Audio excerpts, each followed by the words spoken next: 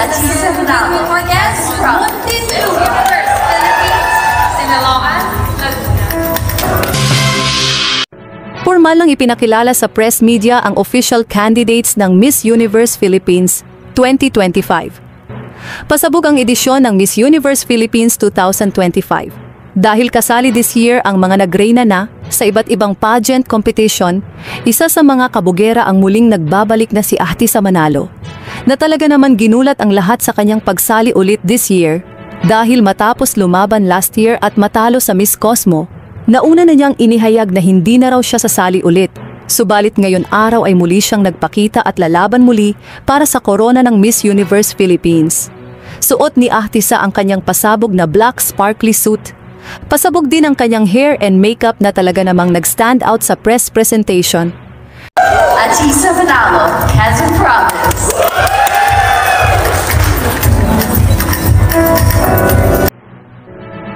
Isa rin sa nag-stand out ay si Ilana Aduana na nagreyna na sa Miss Earth Philippines 2023. Lalaban si Ilana at ang target niya this time ay maiuwi ang Miss Universe Philippines crown.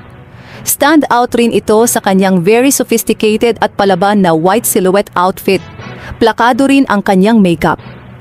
Iliana Marie Aduana, Miss Universe Philippines, Sinaloan, Laguna. Isa rin sa nag-stand out sa press presentation ang pinaniniwalaang malakas na kandidata this year na si Winwin Marquez, na nagreyna na noon sa Reyna Hispano-Americana 2017, kung saan siya ang naging first Filipina title holder nito. Palaban ang aurang ipinakita ni Winwin Marquez magmula sa kanyang arrival.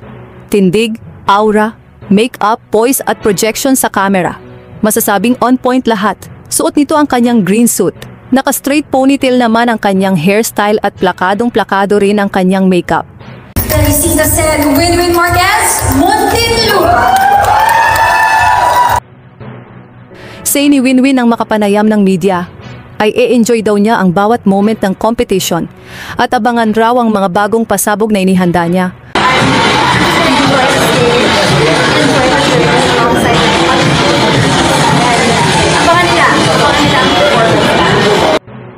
Kung akala nyo ay nakita na raw ninyo ang best sa kanya noong lumaban siya sa Reyna Hispano-Americana, abangan raw dahil mas pasabog raw ang ipapakita niya.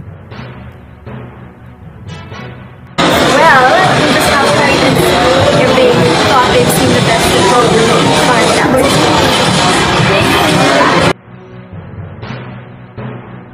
Atisa Ronaldo